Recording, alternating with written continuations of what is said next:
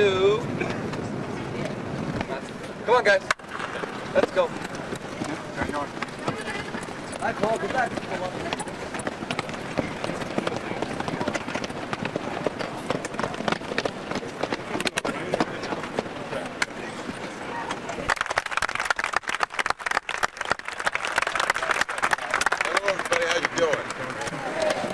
First, I want to thank Kellogg's for bringing everyone here together.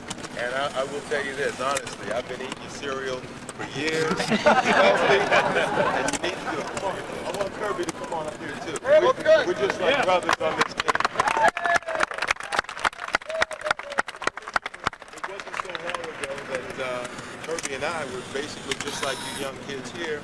We had a dream. We had an idea of what we wanted to do in life.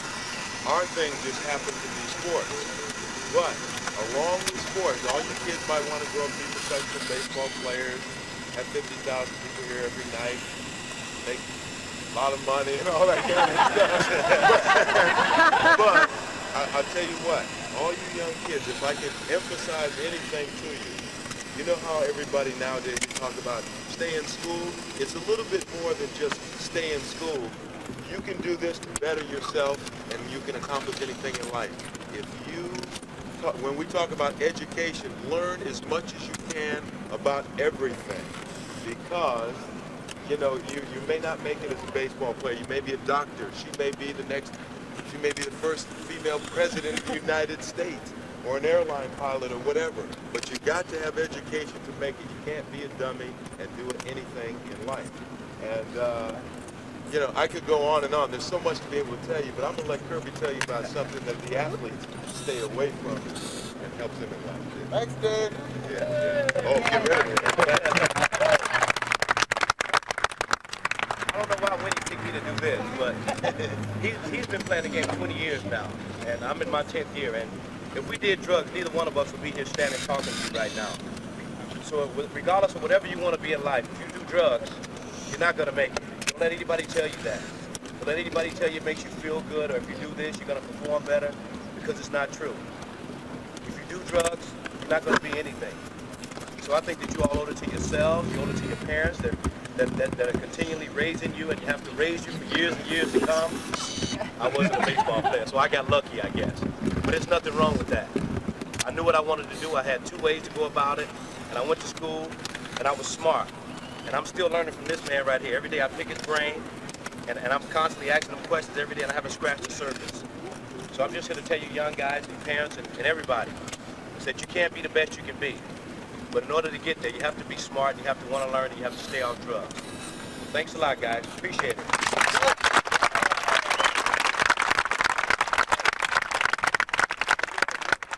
And one more thing before I guess we're going to ask questions too. Yeah.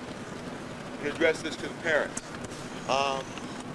As your kids grow up, you know, you always hope and pray that they turn out to be very good children and grow up to be something special, probably better or more than you ever were in life. If you're a good parent, that's the way we look at it. That's the way Kirby looks at his children. That's how I look at my little daughter growing up. But as parents, I've had a foundation for many, many years. We've done a lot of research, talked to a lot of people, and find that there are 5, listen to me and take these things home, 5 core areas, 5 things that if you provide or make them available to the young kids, they have the best chance of staying on the right track. Okay, not just to be an athlete or anything, but just to stay on the right track and turn out to be good kids. There's no promise, there's no absolutes in life that it's going to work, but there are these areas. Number 1, help build these kids' self-esteem. Make them believe in themselves, that they are somebody, they can be somebody. They have to believe in themselves to be able to be anything. That's what self-esteem is all about. Number 2, give them some goals and some dreams. Because if a kid doesn't know where he's going, he's not going to get there.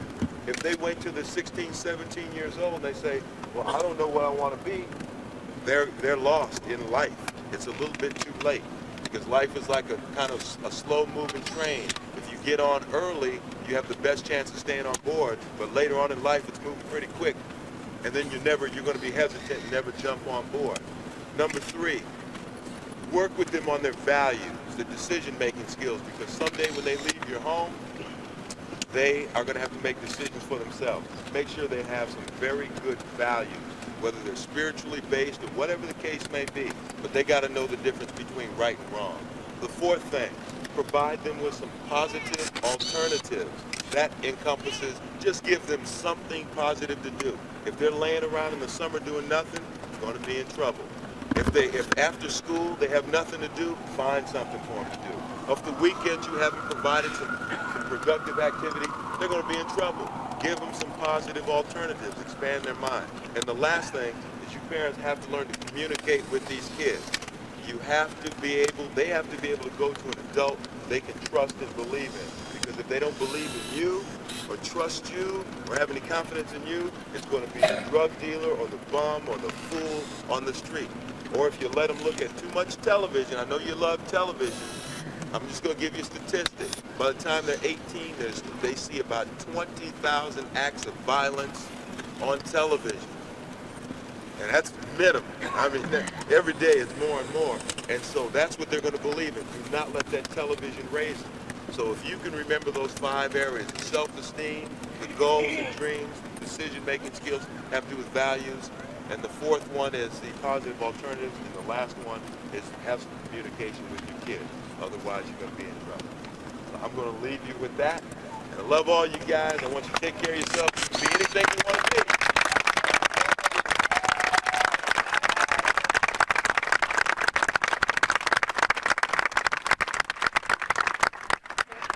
Questions, guys? Got questions for your kids?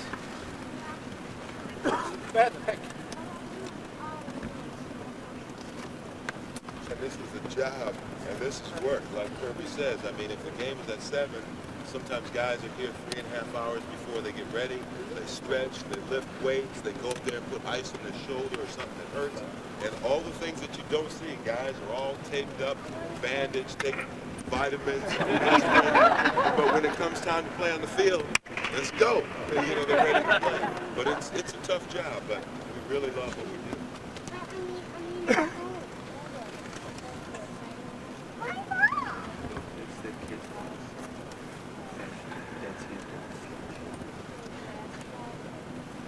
Like the catcher, when he's down like that?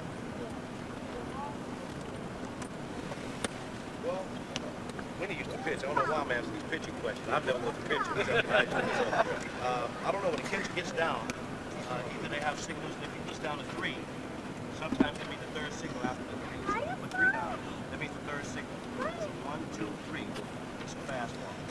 That's just sometimes. I mean, they all got different, catchers and pitchers are kind of weird, so I stay